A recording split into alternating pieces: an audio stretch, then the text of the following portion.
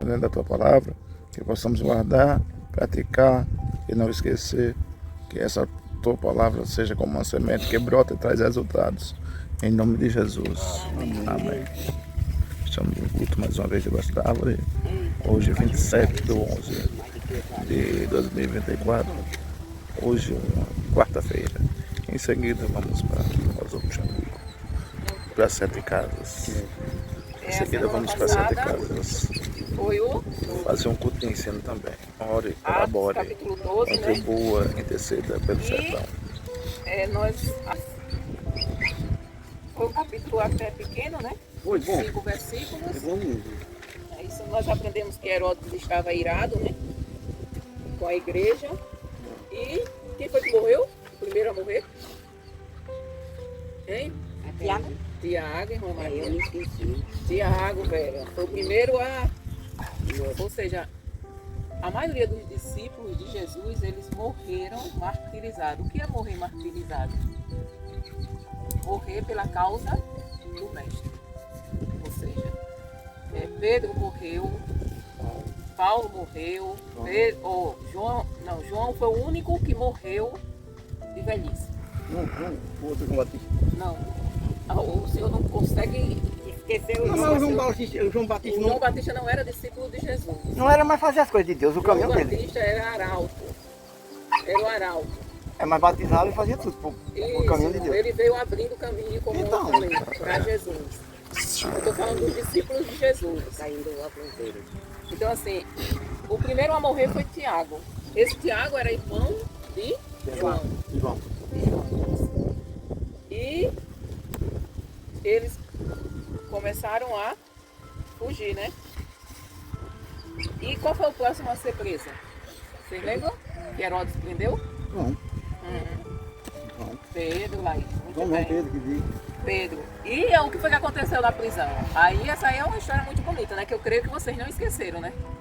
Nem eu mesmo esqueci que um anjo apresentou-se a ele. Muito bem, Vera. Ele soltou as algemas dos braços e das pernas e saiu pela porta. Depois que lembrada disso. Tá vendo aí?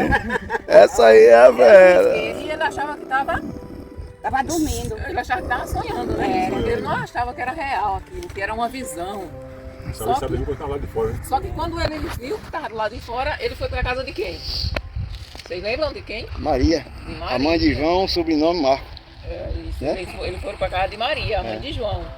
E chegou lá, quando ele bateu, acharam que ele era um... Fantasma, não. É. Isso, Vera. Acharam que ele era um fantasma. Tá entendendo?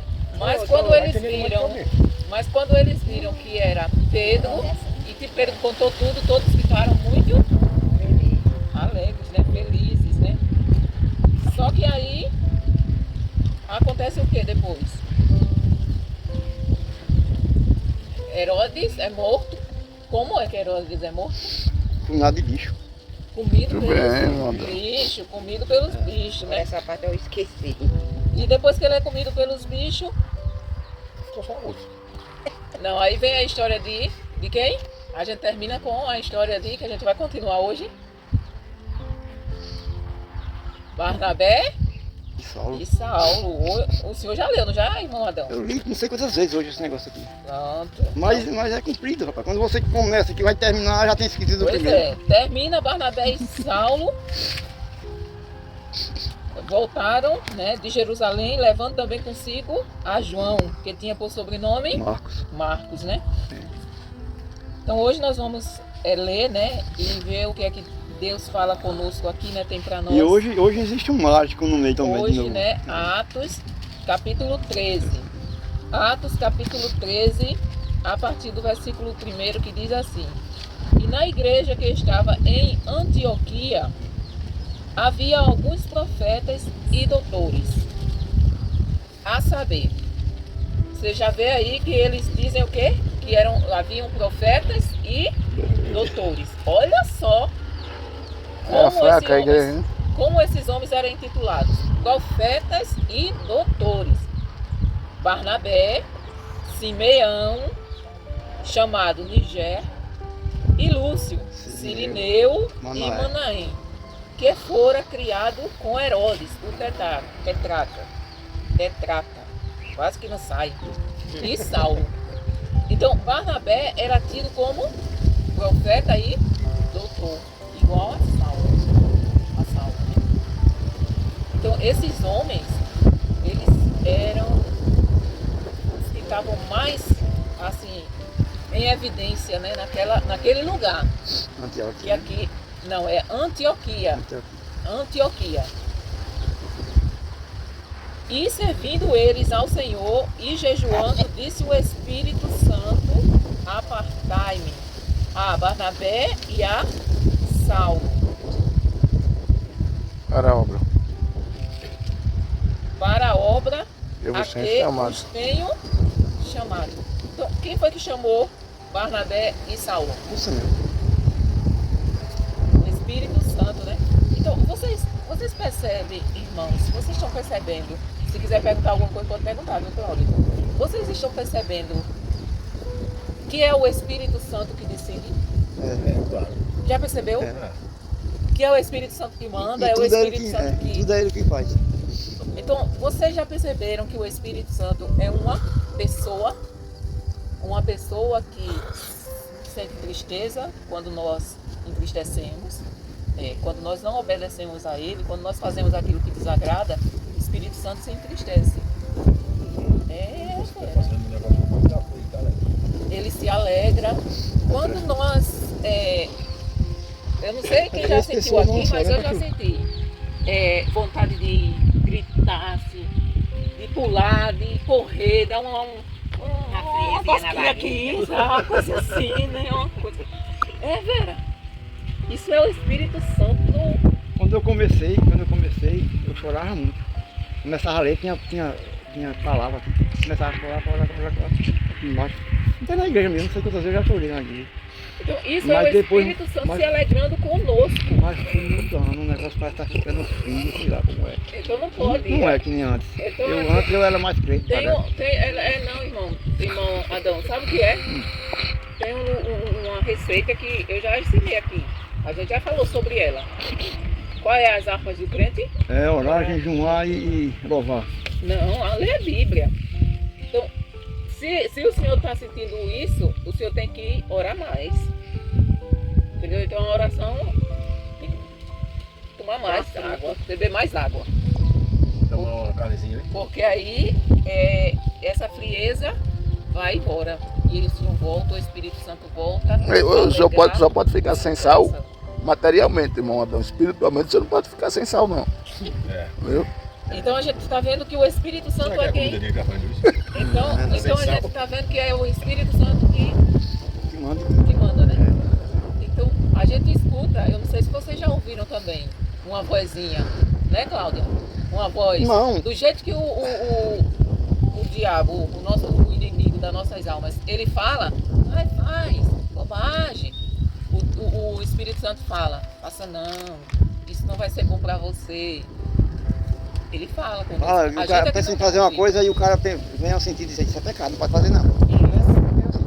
Ele fala, ele nos constrange. Eu não sei se você já sentiu. Constranger é você sentir vergonha daquilo que você fez.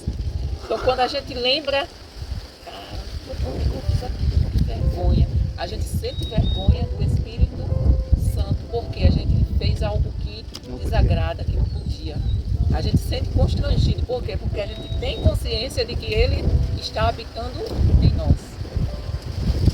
Então, jejuando, irmão Zé Luiz. Então, jejuando, perceberam que sempre tem jejuando e Não, orando não tem não. orando. Orando não tem não. Oi? Aqui na minha tem. Então, jejuando, orando e pondo sobre eles tem orando. as mãos, os despediram. Veja que antes deles fazerem qualquer coisa, eles sempre faziam o quê? Jejuava e orava. E sempre orava. Barnabé e Saulo, eles iam fazer um trabalho, cumprir uma missão. Eles jejuavam, eles oravam, e no dia de despedir aquelas pessoas, de enviar aquelas pessoas, ele orava impondo as mãos naquelas pessoas. É por isso que muitas vezes a gente coloca as mãos em cima daquela pessoa que a gente está fazendo oração. Chama imposição de mãos. Tiago diz assim, se tem alguém entre vocês enfermo, né? Chame o presbítero, unja e ore. Então assim, é muito. A oração é o alimento do crente. Se o crente não orar, não tem como ficar de pé. Se não orar e não ler a palavra, Para ler a palavra toda hora eu não aguento. Mas você tem um celular, pode botar para ouvir, Vera. Você pode colocar para ouvir. Entendeu? Então, tudo que eles faziam, eles oravam. Sempre estavam orando e jejuando. Então, isso é muito importante. Nós aprendemos que isso é muito importante na vida do crente. E assim, estes enviados pelo Espírito Santo, veja que Lucas, quando ele narra essa história, quando ele escreve essa história, o Espírito Santo, que é o autor desse livro, ele usa Lucas para escrever, ele faz questão de frisar sempre, o Espírito Santo. Desceram, e assim estes enviados pelo Espírito Santo desceram a Seleucia, e dali navegaram para Chipre. E chegados a Salamina, é cada nome, né? Isso tudo eram cidades. Se eu for dizer, eu não acerto. Anunciavam a palavra de Deus nas sinagogas dos judeus. Veja que em todos esses lugares, eles eram o Império Romano, fazia parte, era como se fosse o Brasil. Claro que não era tão grande como o Brasil, né? Era bem pequeno, mas era como se fosse, eu estou dando um exemplo aqui, né? Como se fosse o Brasil. E esses lugares eram cidades do Império Romano. Então, naquela época, o Império Romano ele era quem governava quase todo o mundo daquela época. Era governado pelo Império. Deixa eu dar um exemplo aqui para eles entenderem. Os Estados Unidos não é o país mais poderoso do mundo. Roma, na época, era a mais poderosa do mundo. Era semelhante Hoje é Estados Unidos, né? Hoje é Estados Unidos. Nessa época aí, era Roma. Então, veio assim, né? Teve uma época que era a Babilônia, teve outra época que era a Grécia e a Síria, e esse foi o período de Roma. Então, Roma era que essas províncias era tudo província, essa cidade era tudo província de Roma. E chegando a Salamina, anunciavam a palavra de Deus nas sinagogas dos judeus. E todos esses lugares tinham sinagoga e eles eram praticantes, eles adoravam ao Deus Todo-Poderoso. Eles não adoravam, a maioria dos judeus, eles todos adoravam ao Deus Poderoso. E todas essas cidades tinham judeus e tinha sinagoga. E eles iam pregar na sinagoga, pregar a quem? A Jesus. Justamente o que os judeus não acreditavam, eles iam pregar. Aliás, a maioria dos judeus, né? E tinha também a João como o imperador. Então João também seguiu com Barnabé e Saulo. E havendo atravessado a ilha até Pafos, acharam um certo judeu mágico, falso profeta, chamado Bar-Jesus. Agora, vocês sabiam que Bar-Jesus não era o nome dele? Bar-Jesus quer dizer filho de Jesus. Ou seja, o pai dele, desse Elimas, ele se chamava Jesus. Por isso que ele... Vocês lembram de Bartimeu? Bartimeu, o cego Bartimeu. O nome de Bartimeu não era Bartimeu. Era o filho de Timeu. Entendeu? Então, quando vocês encontrarem ou ouvirem o nome Bar e em seguida outro, Bar significa filho. É igual hoje, Carlos Noia Júnior. Eu tenho o nome do meu pai e acrescentado Júnior. Tem outros que dizem José Antônio Filho. Por quê? Porque existe José Antônio pai. Fiquei com medo do outro pensando que o senhor estava preso. Mas o nome do cabo era outro. Agora o terminal não é. Um pastor. Eu disse que é o pastor de ficar. Então, ó, Foi que ele fez. então Bar Jesus era filho de Jesus, o significado, né? Filho de Jesus, ou seja, aquele homem era, o pai dele, o nome do pai dele era Jesus, o qual estava com o procônsul Sérgio Paulo, homem prudente. Vocês sabem o que é procônsul? Vocês não sabem o que é procônsul? Procônsul é um governador. É? Governador de uma província. Então, na versão linguagem de hoje, atual, ela já vem com o nome governador. Entendeu? Então, assim, em vez de procônsul, já vem lá, o qual estava com o governador Sérgio Paulo. Isso facilita, para quem tem dificuldade com as palavras, né? Isso, a linguagem de hoje facilita por causa disso, entendeu? Porque vai ter. Já diz claramente. Já dá a tradução. Já diz a palavra da maneira mais clara possível. Então, procônsul, vocês já estão sabendo que é governador. O procônsul aqui era Sérgio Paulo. Isso. Aí Sérgio Paulo era um homem prudente. Este chamando assim, e Saulo procurava muito ouvir a palavra de Deus. Ou seja, aquele governador, ele estava muito interessado em ouvir a palavra de Deus. Mas resistia-lhes Elimas. Vocês sabem o que é resistir? Essa palavra? Resistir é o cara insistir, fazer as coisas sem ser certo. Ele tentava impedir. Ele tentava impedir que César Paulo ouvisse a palavra de Deus. Eu imagino ele de várias formas. Por exemplo, eu não sei se vocês já tiveram em algum lugar que já teve esse tipo de coisa. Mas a gente já participou de culto onde o capeta, né, ele tentava impedir que as pessoas ouvissem a palavra de Deus. Teve um culto que eu lembro que o pastor estava fazendo um convite e tinha um rapaz lá que parecia que ele estava em outro mundo. Parecia que ele estava em outro mundo, que ele não estava ali. E o pastor terminou de pregar, né? E estava fazendo o convite e o Espírito Santo falou com ele, dizendo que aquele rapaz estava sendo impedido de ouvir a palavra. Ou seja, o demônio lá nele fez isso aqui, ó. Tapou o ouvido dele, meu Jesus. Sangue de Cristo. Então tinha um demônio, e o pastor viu isso, tapando os ouvidos dele. E ele não estava ouvindo. Quando o pastor repreendeu o demônio, aí ele, como se ele tivesse... Aí ele tomou um choque. Ele estava em outro lugar. Ele não estava ouvindo. Ele estava ali, mas ele não estava ouvindo porque o demônio tinha fechado os ouvidos. Então, eu já participei de vários cultos onde há esse tipo de coisas. Entendeu? Então, assim, esse Elimas, ele fazia de tudo para que, ou seja, atrapalhasse o César Paulo a ouvir a palavra de Deus. Então, pessoas que às vezes está no culto e começa a fazer coisas que tira a atenção das pessoas, muitas vezes... Tem certas formas de passar mal no culto, que é característica de demoníaca.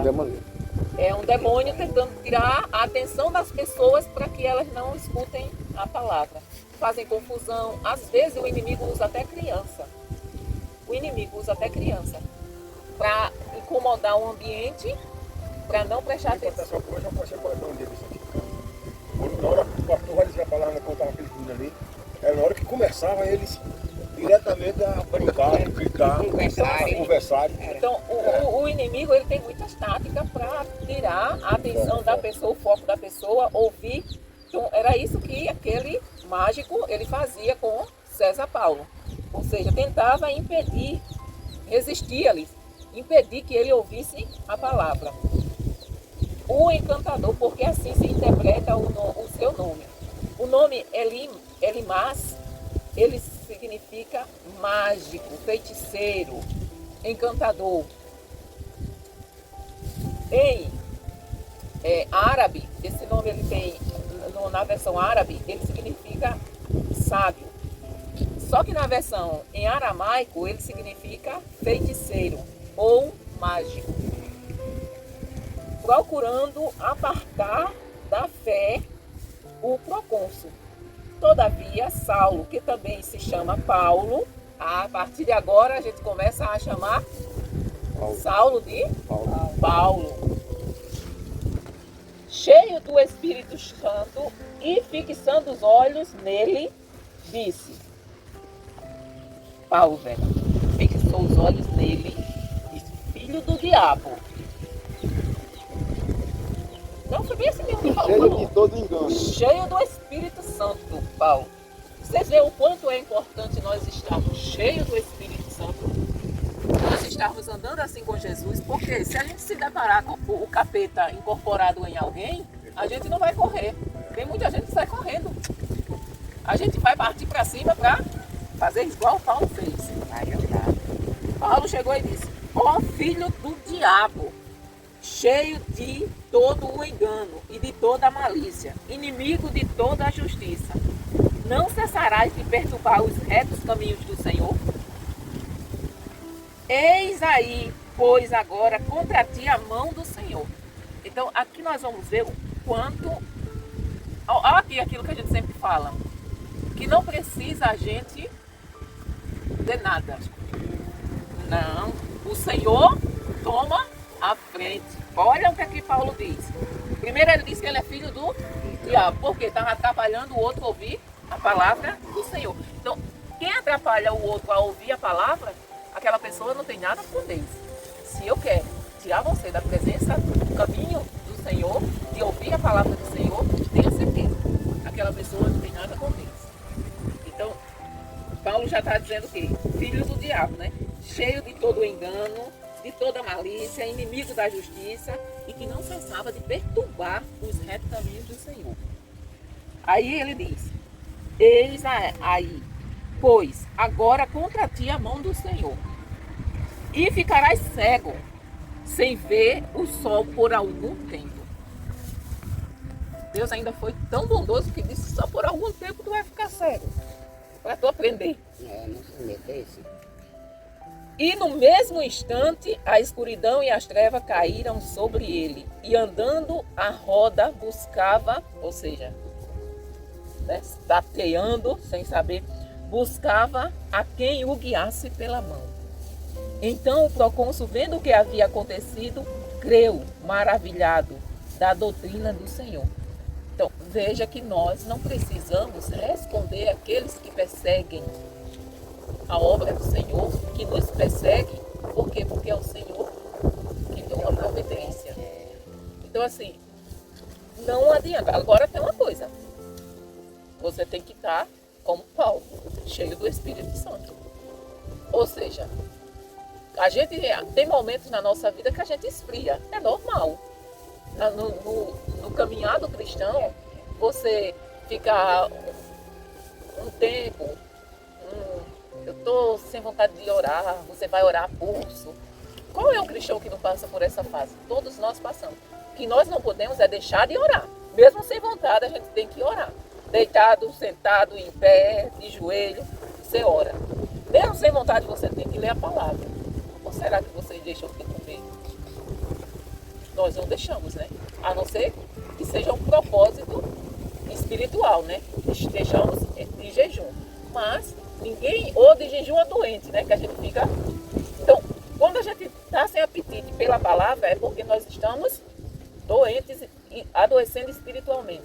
E se a gente deixar de tomar o remédio, nós vamos morrer espiritualmente. E qual é o remédio? Oração, palavra. Aí tem mais dois, né? Jejum e louvor. Então, quando você passa a tomar essa medicação diariamente, tem um dia que você está assim, hoje eu estou... Hoje, por exemplo, hoje eu acordei e li 11 versículos, ou 11 capítulos hoje. Mas ontem eu não tive vontade de ler 11 capítulos. Eu só li 6. Mas hoje eu estava com vontade de ler. Estava com mais vontade de ler. Agora no meio desses 4 aí, só não posso deixar de comer. Já vivo fraca, senão eu arreio. Agora orar. De vez em quando eu pego a minha Bíblia, nem que eu bote em cima do olho. Leio a palavra, que eu gosto de estar lendo. Mas você pode ouvir, Vera, viu? Enquanto seu Depois a gente vai baixar a Tiago, Bíblia. que eu nunca comprei, que eu nunca fiz exame, eu tô com vontade de eu fazer agora. Mas Então menino, providencie. Então Aí- nós vamos... vou para a palavra de Deus, ouvir a palavra. A gente vai baixar a Bíblia no seu telefone para você ouvir a Bíblia pelo telefone. Velho. Aí nós vemos aqui que termina por causa de Paulo ter repreendido aquele demônio, né? O procônsul, né? Ele fica maravilhado e ele crê na doutrina do Senhor. E partindo de Pafos, Paulo, veja que eles já vão de cidade em cidade, né? Eles passam em uma cidade, prega para aquelas pessoas, abre uma congregação ali e já vai para outra cidade. Eles iam fazendo isso. E partindo de Pafos, Paulo e os que estavam com ele chegaram a Perge, da Panfilha. Mas João, apartando-se deles, voltou para Jerusalém. Aí chega aqui, João diz, para mim já deu. Vou voltar para Jerusalém, vou voltar para o conforto. Para mim já deu. Aí João vai e volta e segue Barnabé e Paulo.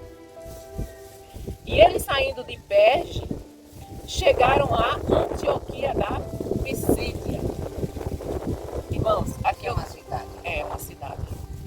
Irmão, aqui eu vou esclarecer uma coisa. Vocês lembram que eles estavam em Antioquia? Mas não é nessa não, né? Exatamente. Aquela Antioquia era a Antioquia da Síria. Era. Não tem escrito Síria, mas aquela Antioquia, que quando tem o nome só Antioquia, era a Antioquia da Síria. Essa Antioquia aqui, aquela Antioquia era uma cidade grande, era uma metrópole. Aquela Antioquia que eles saíram de lá e foram enviados. Era a terceira maior cidade do Império Romano. Então, Antioquia era tipo assim, uma metrópole como São Paulo. Entendeu? Era uma grande cidade. Então, ela não era essa. Tinha 5. Naquela época tinha 5 Antioquias. Tinha 5. A Bíblia fala de 2, a Bíblia cita 2. Mas naquela época tinha 5. Essa Antioquia, aquela outra, ela ficava ao sul da Turquia, da Ásia Menor. Vocês já ouviram falar no país chamado Turquia? Pronto. Ela ficava ao sul. A Antioquia da Pisídia, ela ficava ao sudeste da Turquia. Ou seja, uma ficava de um lado e a outra do outro. Então, percebam que são Antioquias diferentes, são cidades diferentes, com o mesmo nome, mas diferentes. E entrando na sinagoga, no dia de sábado, assentaram-se. E depois da lição da lei e dos profetas, lhes mandaram dizer os principais da sinagoga: homens, irmãos, se tendes alguma palavra de consolação para o povo, falai. Ou seja, os principais daquela sinagoga, os sacerdotes daquela sinagoga, eles, todo sábado, eles se reuniam com o povo para dar um ensinamento da lei e dos profetas.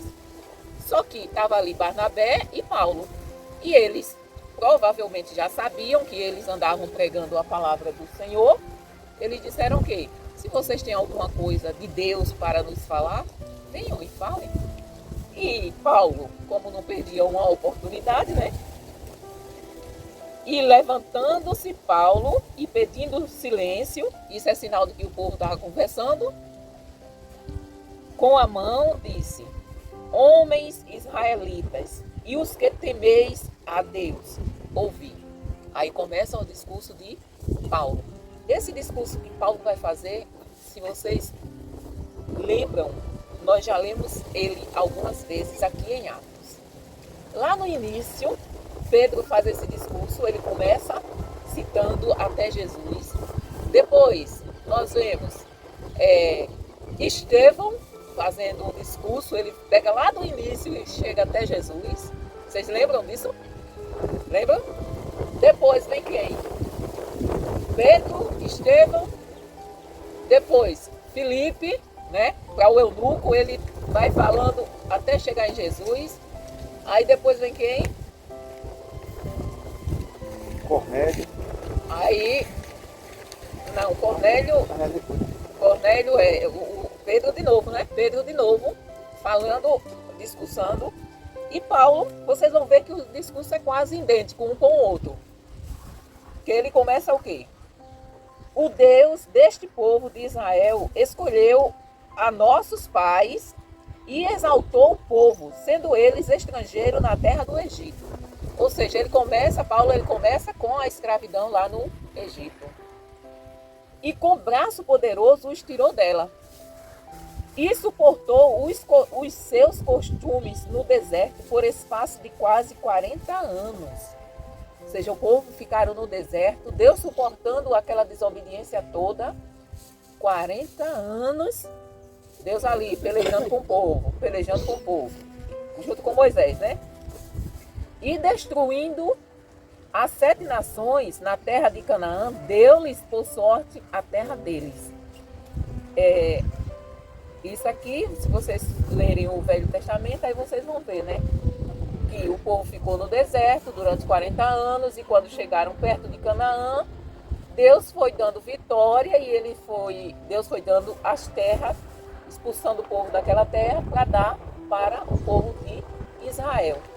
Só que o povo fizeram várias coisas que não agradaram a Deus. E uma delas é que quando Deus ganhava a guerra contra uma cidade, contra um povo, Deus mandava exterminar tudo, todo mundo. Mata velho, criança, mata todo mundo. Por que será que Deus não fazia isso? Deus não deixava que ficasse quer dizer, essa era a ordem de Deus. Mata tudo, acaba com tudo.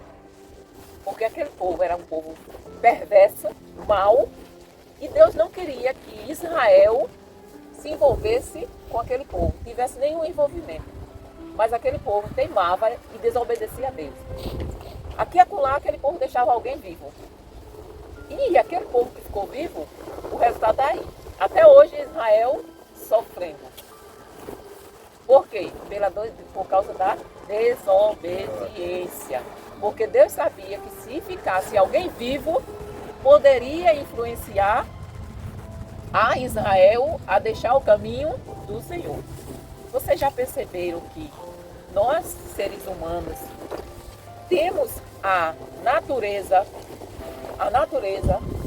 de sermos mais atraídos pelas coisas que não são de Deus?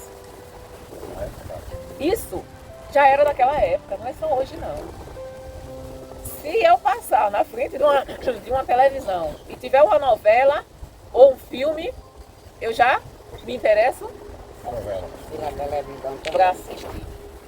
Então, assim, nós somos mais atraídos pelas coisas do mundo do que pelas coisas de Deus. E aquele povo não era diferente. Então, era por isso que Deus não queria que o povo que ele tinha separado para ser dele, para adorar ele, para viver para ele, se misturasse com outras nações. Uma nação que era idólatra, perversa, que queimava seus filhos, eles queimavam os bebês vivos. Fazia ritual, né? Fazia ritual. Então era um povo mau, demoníaco. E Deus queria que exterminasse tudo, mas o povo não fazia, né? Mas Paulo está narrando toda essa história. E depois disto, por quase 450 anos, né, depois de Deus ter libertado o povo, ele ter dado a terra para o povo, dividido tudo, passaram mais de quase 450 anos sem juiz. Aí ele lhes deu juízes. O primeiro juiz, aliás, tem juízes até o profeta Samuel. Ou seja, eles tinham sacerdote e tinha profetas. Sacerdote servia para quê? Para levar o povo até Deus. E profeta? Trazer Deus até o povo. Ou seja, o profeta ouvia e falava para o povo. O sacerdote levava os sacrifícios dos pecados do povo até Deus. antes dos juízes existia sacerdote e profeta. Aí foi quando Deus levantou Samuel. E se vocês lembrarem da história de Samuel, é uma história muito bonita, né? Que a mãe de Samuel não podia ter filho e Deus já estava querendo levantar um juiz. E tinha Ana. Ana criou um filho e Deus criou um juiz. E Ana fez um voto ao Senhor. Olha, Senhor, se o Senhor me der um filho, eu vou devolver ele para o Senhor. Ele vai ser um nazireu. A gente já conversou com vocês o que é um nazireu, né? Eu não lembro não.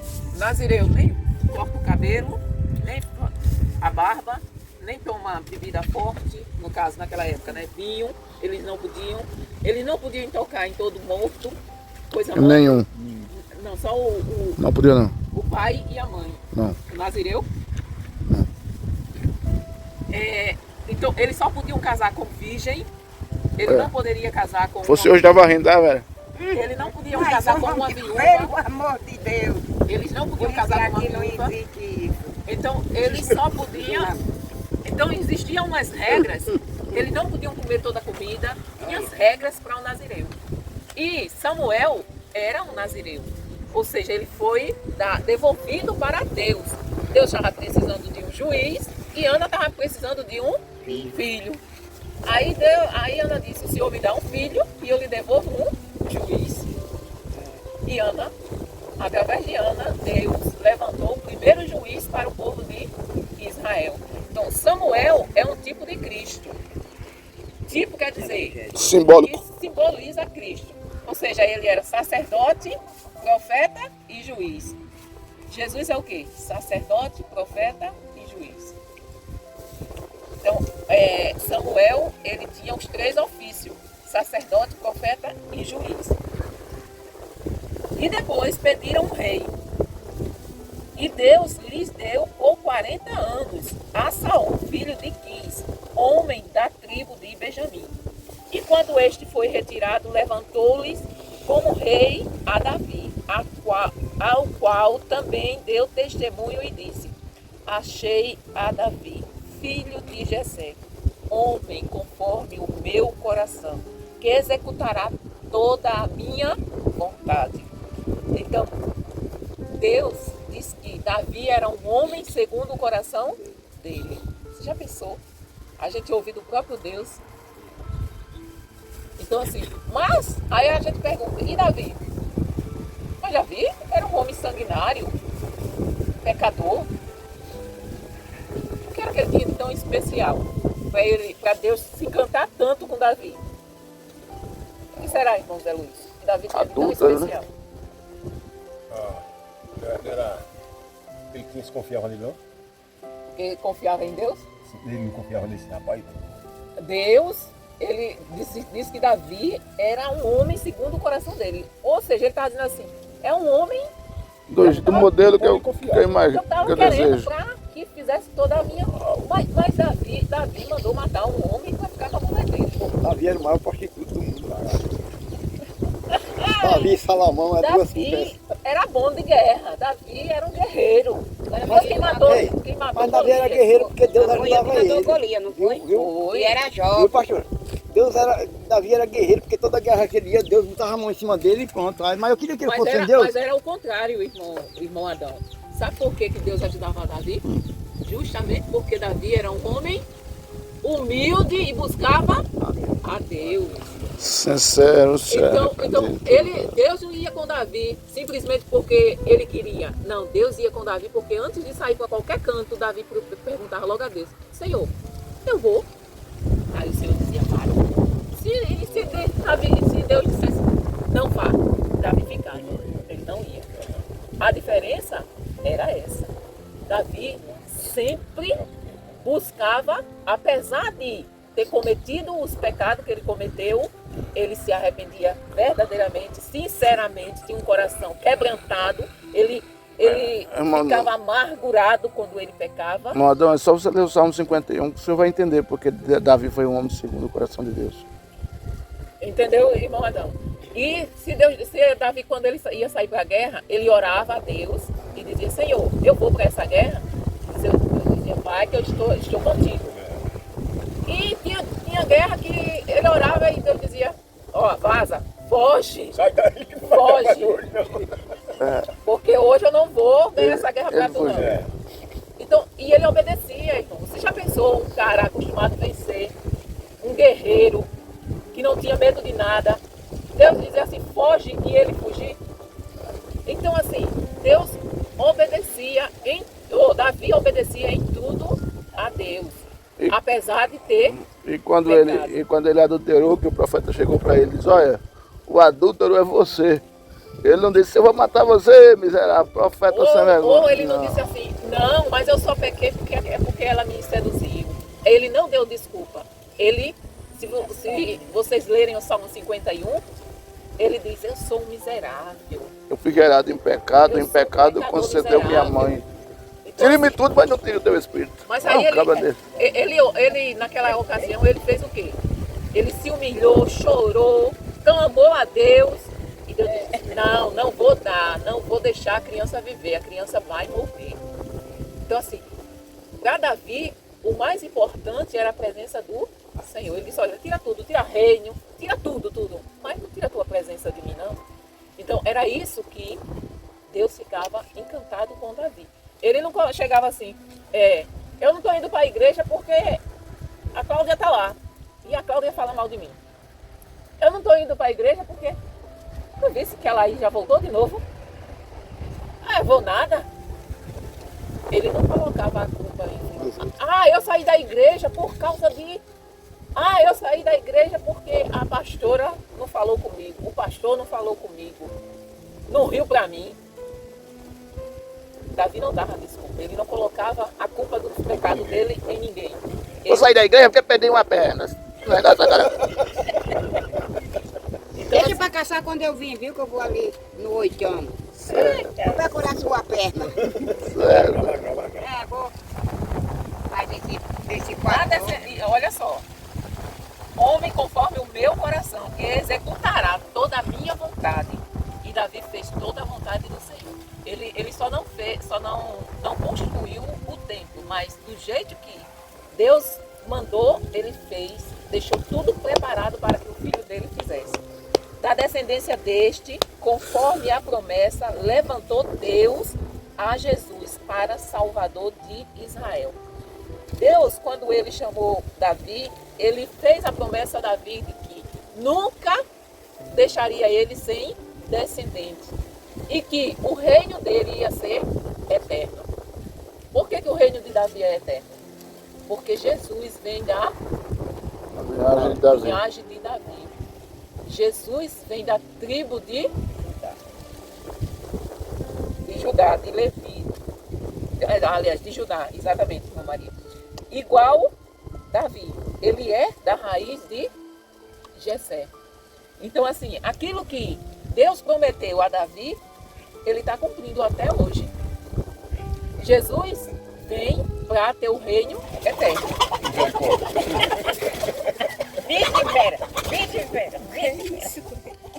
Tendo primeiramente João, As galinhas antes da vinda dele, pregado a todo o povo de Israel, o batismo de arrependimento.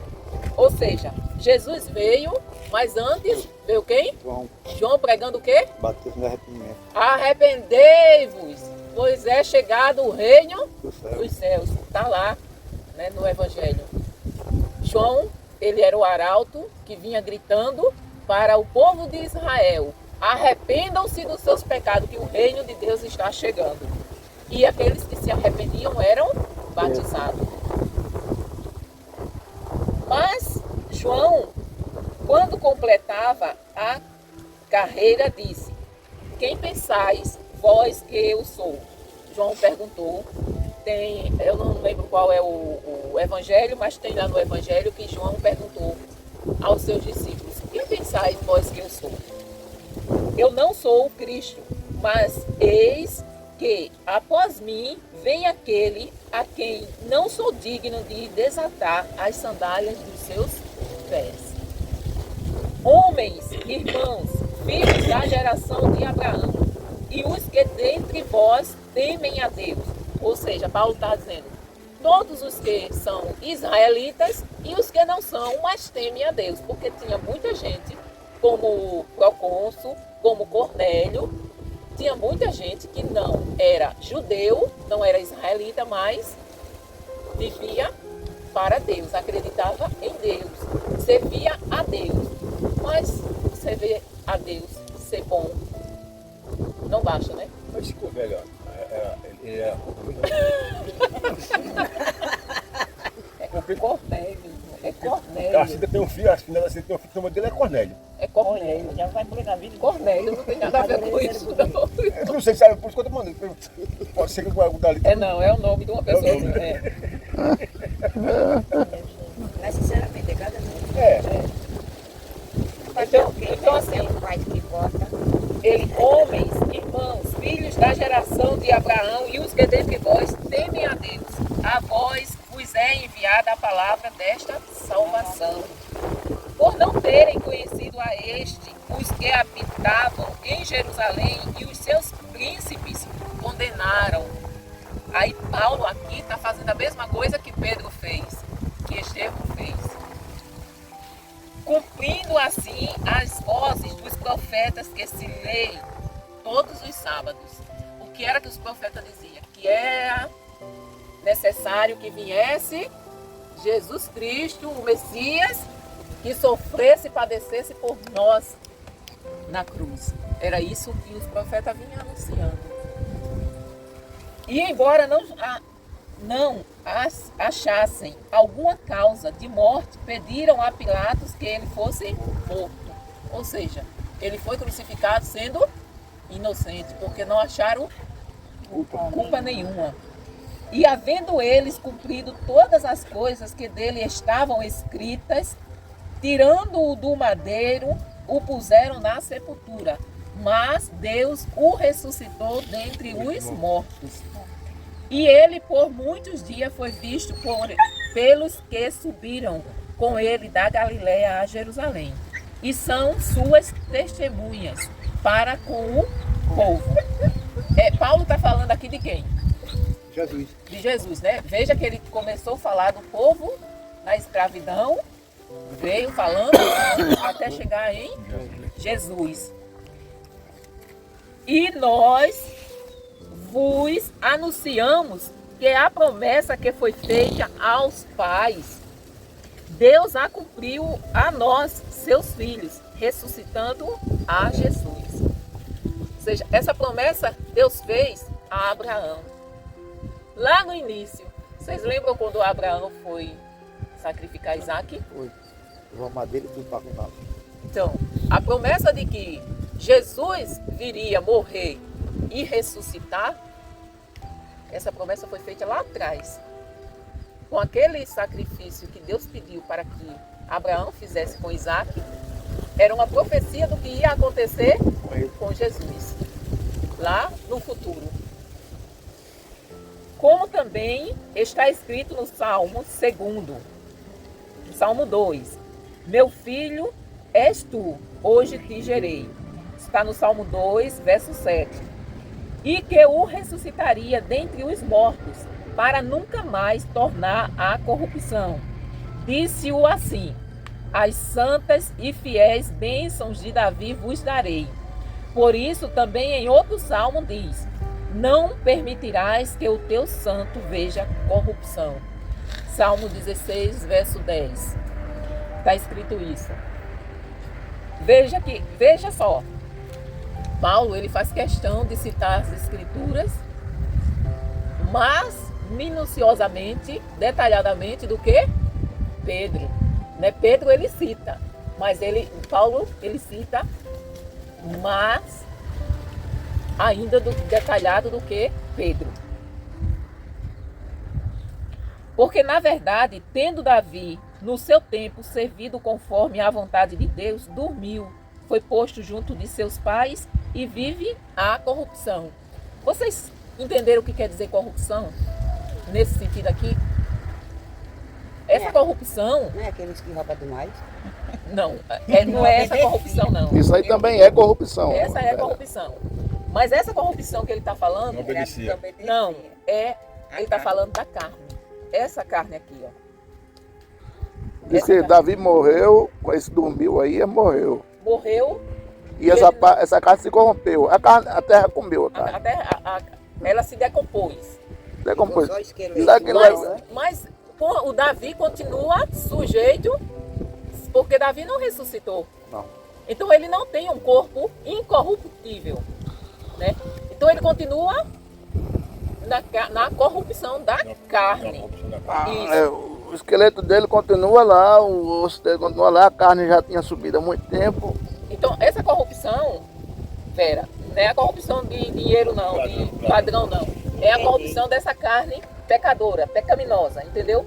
Que nós só vamos nos livrarmos dela quando Jesus voltar, que nos ressuscitar, aqueles que estão mortos. E aqueles que estão vivos, eles vão ser transformados.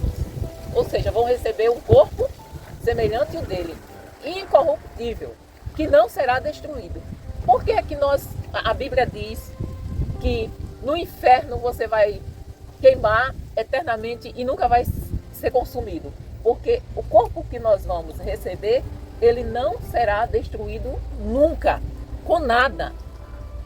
Então, assim, Tanto quem for para o céu, quanto quem for para o inferno. Ele vai receber esse corpo. Ele vai ficar sofrendo até. Exatamente.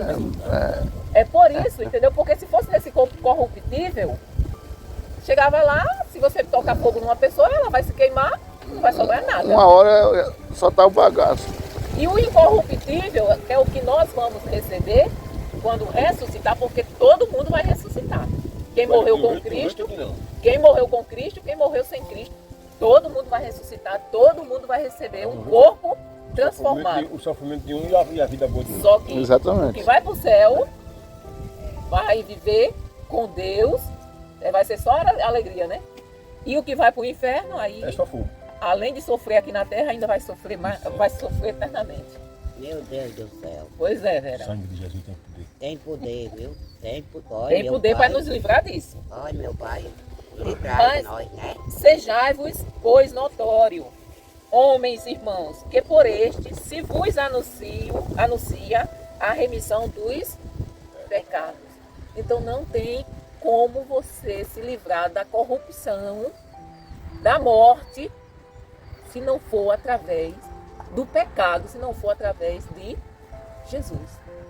Você lembra de Cornélio? Cornélio era bom, servia a Deus, orava, jejuava, dava esmola, mas ele precisava aceitar Jesus como Salvador. Ele não Se ele aceitava. aceitou, sim, Vera. Deus mandou um anjo falar com ele, olha, manda chamar Pedro para dizer como é que você tem que fazer para ser salvo. Então, ele aceitou Jesus, se batizou e foi para o céu. Hoje ele está salvo. É por isso que tem Pedro, né? A noite da fogueira de São Pedro. Não, Vera, por outras coisas essa aí. Mas vamos deixar isso aí para depois. Então, Sempre eu gosto Então, de mexer gente, nas coisas. ficou claro isso para vocês que não existe salvação sem o Salvador? É verdade. Ficou claríssimo. E para que eu seja salva, eu tenho que obedecer? Adeus. Então, assim, como é que eu quero ter um Senhor sem obedecer a Ele? É uma coisa tão simples, que eu não sei porque é tão difícil das pessoas inculcarem isso na cabeça. Quer dizer, eu obedeço aos homens, mas não obedeço a Deus. Porque quando eu estou trabalhando, eu tenho que chegar no trabalho àquela hora. A irmã Maria tem que abrir a escola àquela hora. A irmã Maria vai. Agora, quando é para servir a Deus, aí a gente fica botando desculpa. Hoje tem culto em 7 casas. Geralmente vai 5, 6 pessoas. As pessoas não querem saber de Deus. Agora falou uma verdade. Elas não querem. Então, assim, para a gente ir para as coisas de Deus é muito difícil. Mas para a gente desobedecer é a coisa mais fácil. Agora eu me quebro é com isso. Ninguém gosta das coisas de Deus. Mas quando está doente, fala, Deus me dê saúde, Deus me cure, Deus. E é Deus, mas abusa dele. Quando está doente. Quando está doente, sabe o que fala? É Deus, Deus, Deus, Deus. Pois é. E quando está bom, não Eu tava pede. rebatendo também isso hoje em casa. Passando aquele negócio que ele passou do sorvete de tomate. Aí a senhora passa numa igreja de 5, 6 pessoas. Aí quando é pra uma festa daquela que é com negócio de macumbaria, Tá a casa cheia. foi dado para o governo do estado, teve 50 mil pessoas naquele negócio dentro do primeiro dia. E aí? Mas também virou o homem e matou 55 pessoas. Não, só matou 18.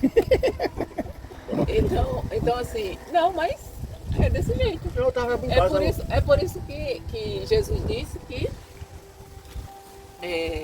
nem todos vão segui-lo. Eu sempre estou dizendo que o caminho largo vai ser mais cheio do que o estreito. Vai ser muito mais cheio. Vai ser muito mais cheio. Então a palavra de Deus é anunciada, mas as pessoas não querem seguir. E de tudo o que pela lei de Moisés não pudeste ser justificados, por ele é justificado todo aquele que crê. Só é justificado quem crê. Mas é só... Não, o crer, eu só estou dizendo que creio quando eu passo a praticar. Ninguém crê. Se você disser que crê, você está mentindo. Só quem crê, a gente só passa a crer quando a gente começa a praticar. Não sou eu que estou dizendo. A palavra é quem diz. Chegou a hora. O que foi? É a dor na perna. É dor. Não, eu parece que eu tenho um nervo que ele atravessa. Aí quando ele vai, chega estrala. Aí pronto, aí melhora. Ó, lá em Pedro, eu não lembro se é em 1º ou 2º Pedro, ele diz assim, aliás, Pedro não, é João. Eu acho que é João, né, pastor? Eu acho que é João, né, pastor, que diz assim, se vocês não creem em Jesus que estás vendo, não, se vocês não amam ao seu irmão que está vendo, como é que você vai amar Jesus que não vê? Entendeu? Então, a gente só passa a crer quando a gente começa a praticar. Então, a gente só aprende quando a gente começa quando a gente coloca em prática. E a gente só se aperfeiçoa praticando. Então, aqui nós vimos que nós temos que crer, né? Vede, pois, que não venha sobre vós o que está dito nos profetas. Vede, ó desprezadores, e espantai-vos, e desaparecei, porque opero uma obra em vossos dias, obra tal que não crereis, se alguém vos contar. E saídos os judeus da sinagoga, os gentios rogaram que no sábado seguinte lhes fossem ditas as mesmas coisas. Os gentios gostaram. Ou seja, os judeus foram embora e aqueles que não eram judeus disseram: Pediram para explicar de venha novo. no próximo sábado que a gente quer ouvir tudo de novo. É. A gente quer ouvir essa palavra que nos traz salvação. A gente quer ouvir essa palavra para que a gente creia, que a gente entenda e creia. E despedida a sinagoga, muitos dos judeus, dos prosélitos religiosos, seguiram Paulo e Barnabé, os quais, falando-lhes, os exortavam a que permanecessem na graça de Deus. Ou seja, muitos dos judeus religiosos aceitaram Jesus. E Paulo e Barnabé exortavam, ou seja, incentivavam. Falava: Vera, permaneça firme, Vera. Continue firme, Vera. Não deixe de ir para o culto, Vera. Então, Barnabé sempre estava exortando para que os irmãos que aceitaram Jesus naquele sábado, Exortando incentivar, Aconselhar. repreender, dizer: irmão Zé Luiz, o senhor está errado nisso, irmão Zé Luiz. Não faça isso. Isso é exortar. Entendeu? É incentivar, é aconselhar, é repreender. Tudo isso é um trabalho de um pastor. Então, Paulo e Barnabé saíram por aquela cidade abrindo igreja. Aí nós vamos... Ainda tem, né? Eu Tem pensei muito que já ainda. tinha terminado, olha. Eu não disse que era uma folha e tanto. E no sábado seguinte ajuntou-se quase toda a cidade para ouvir a palavra de Deus. Vocês já pensaram gentios chamaram todo mundo. Quase toda a cidade se juntaram na sinagoga para ouvir a palavra de Deus. Então os judeus, vendo a multidão, encheram-se de inveja e contradiziam o que Paulo falava, contradizendo e blasfemando. Ou seja, o que Paulo estava pregando, os judeus estavam dizendo que era mentira. Com inveja, né? Sabia que Com era inveja, certo, mas com sabia inveja. que era verdade, mas ele contradizia por inveja. Mas Paulo e Barnabé, usando de ousadia, disseram: era mister, que a vós se vos pregasse primeiro a palavra de Deus. Ou seja, Paulo está dizendo o quê? E Barnabé? Era necessário, era preciso, foi assim que Deus já terminou, que a palavra fosse primeiro pregada aos judeus. Mas, visto que a rejeitais e não vos julgais digno da vida eterna, eis que nós nos voltamos para os gentios. Então, Jesus veio, como ele diz, ele veio para os seus, mas os seus o rejeitaram. Então, os gentios creram e abraçaram Jesus como Salvador. Porque o Senhor assim nulo mandou: eu te pus para a luz dos gentios, a fim de que sejas para salvação até os confins da terra. E os gentios, ouvindo isto, alegraram-se e glorificavam a palavra do Senhor. E creram todos quantos estavam ordenados para a vida eterna. E a palavra do Senhor se divulgava por toda aquela província. Mas os judeus incitaram algumas mulheres religiosas e honestas. Veja que as mulheres eram honestas, religiosas e honestas. E os principais da cidade e levantaram perseguição contra Paulo e Barnabé e os lançaram fora dos seus templos. Ou seja, os judeus inventaram uma mentira lá, as mulheres caíram, os principais, os sacerdotes também caíram e começaram a expulsar Paulo e Barnabé, sacudindo. Mas olha só qual a atitude que eles tomaram: sacudindo, porém, contra eles o pó dos seus pés, partiram para Icônio. E os discípulos estavam cheios de alegria e do Espírito Santo. Então, irmãos, eu vou usar o local onde nós trabalhamos. Vamos dizer que Paulo e Barnabé estivessem aqui. Aí o povo daqui se junta para expulsar Paulo e Barnabé, porque eles não querem ouvir a palavra de Deus. Aí Paulo e Barnabé, quando saíram, nem a poeira dessa cidade é para ir. E isso foi Jesus que mandou fazer. Lá quando ele mandou os discípulos sair pregando, ele disse: se chegarem em uma cidade e elas não aceitar, e até a poeira da sandália, porque aquela cidade é maldita. Então, as pessoas acham que rejeitar a palavra de Deus é brincadeira, mas é muito sério e nós estamos vendo aqui, né? As pessoas estão perdendo a oportunidade da salvação, da vida eterna. Agora vamos ver se vocês entenderam mesmo, né? É muito comprido para Rapaz, entender. Eu Já esqueci tudo que você deu no começo. Olha, caiu o pai, onde vai uma folhinha? Olha, outra aqui no chão. Foi tudo pra lá. Duas pequenininhas lá. E uma grande lá no lado. O culto terminou. aquela dali eu acho que é uma Deus abençoe vocês. Agora estamos indo para 7 casas. Vai ter estudo lá. Símbolo. E a vida da gente é assim: quarta-feira, sexta, domingo, sábado à tarde. É dois. Deus abençoe. Um maior para lá. Deus maior, olha o do braço.